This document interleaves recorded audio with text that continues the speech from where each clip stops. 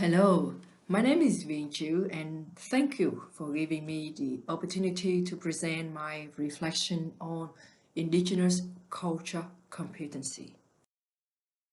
So first of all, as a member of the CSU community, I would like to acknowledge the words of the Wurundjeri people on whose land our university was founded and share their aspiration of Jindamara with Hanganya, the aim for us all to learn the wisdom of respectfully living well in a land worth living in. I pay my respect to the traditional custodians of the lands on which we live and work. So what is my story and learning about CSU Indigenous Cultural Competency Program? 11 years ago, I arrived to Australia from Vietnam to a new society with a very different culture and history. I experienced a culture shock from two very different societies, developing versus developed, strong versus weak social bond, and had no knowledge on Indigenous Australian and contemporary issues.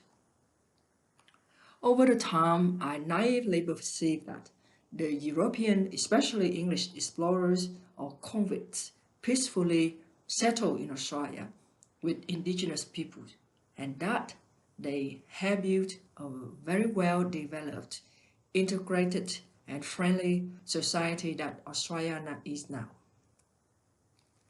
Recently, through CSU's ICCP Places 1 and 2, I learned about the rich culture of Aboriginal people with the history between 50,000 and 65,000 years, the longest continuous cultural history of any group of people on earth.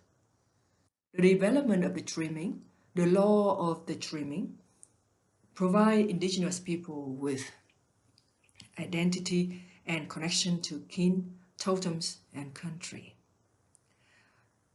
There's also indigenous practices in sustainable land management, using stick farming to transform a harsh, uninhabitable continent into a land of bounty, and there are also techniques used in making the return boomerang for hunting, etc.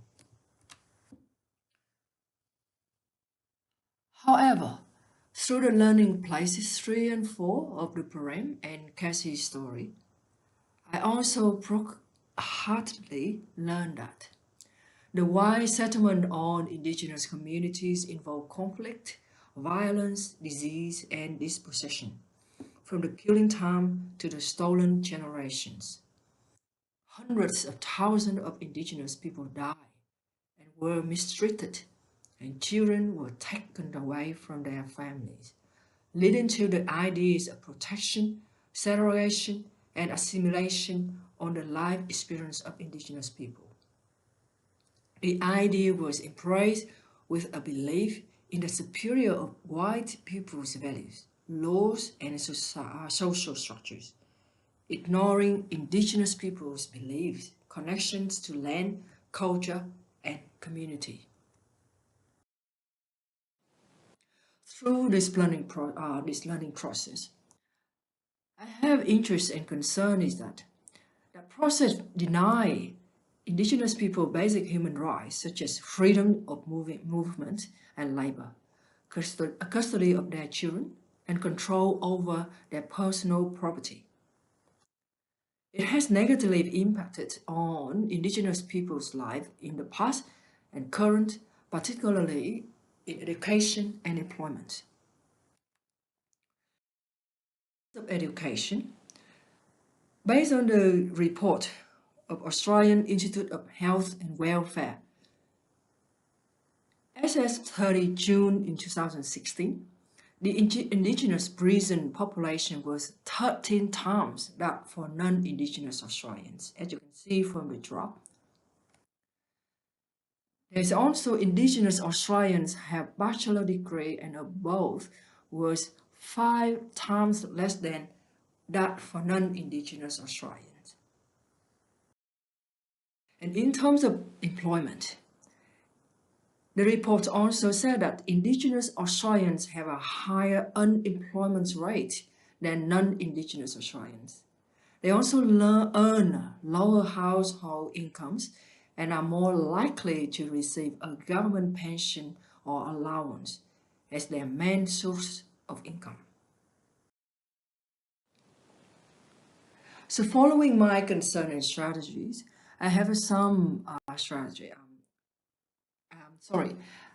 My concern and interest, there are some strategies in place.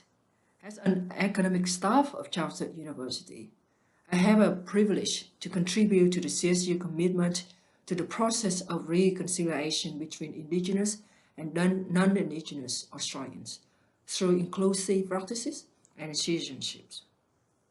I understand that as part of the Indigenous cultural competence pedagogical framework, all graduates of Australian universities are required to have the knowledge and skills necessary to interact in a culturally competent way with Indigenous communities.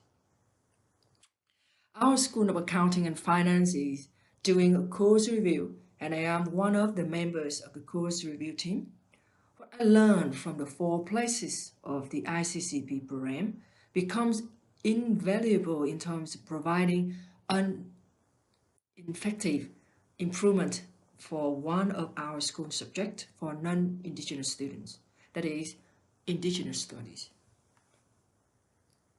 As such, I will ensure that the subject has to be designed in order to incorporate and assess students on each of the 3 components essential for the development of cultural competence, including knowledge and understandings, attitudes, and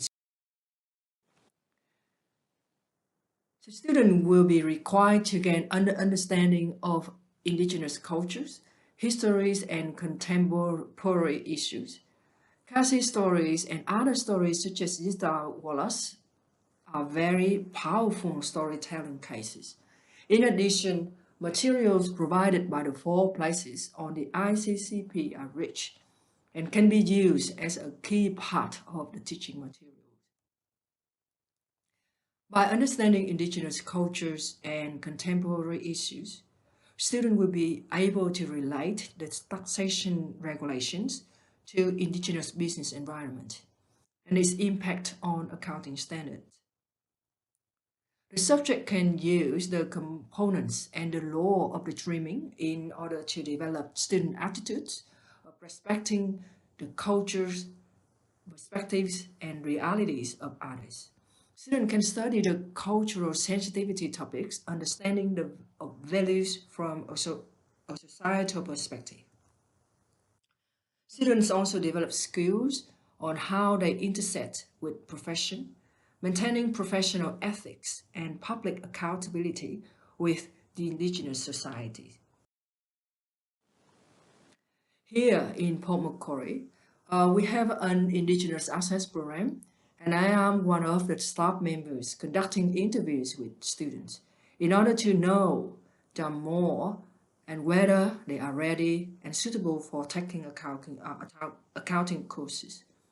From listening to Cassie's story, I understand the vulnerability and disadvantages that young Indigenous people may face.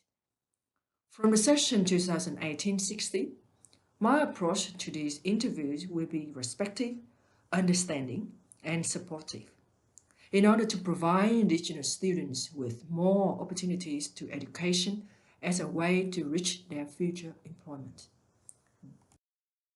Listening.